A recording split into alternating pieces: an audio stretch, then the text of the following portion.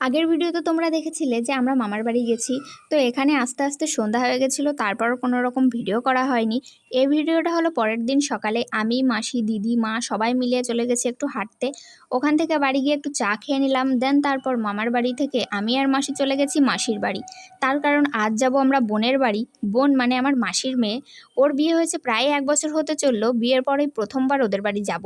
মাসিদের বাড়ির পাশে একটা পুকুর আছে, আর তাতেই এত পদ্ম ফুল হয়েছে। তাই আমি আর মাসি চলে গেছি পদ্ম ফুল তুলতে, বোনের বাড়ি নিয়ে যাব বলে। আর আমার পিছনে দেখো গাইস, কত পদ্ম ফুল হয়েছে। ভিডিওতে হয়তো ভালোভাবে বোঝা যাচ্ছে না। দেন তারপর আমরা স্নান করে রেডি হয়ে চলে গেছি স্টেশনে। ব্যাস টানা 1.5 ঘন্টার রাস্তা পৌঁছানোর পর পৌঁছলাম বোনের বাড়ি।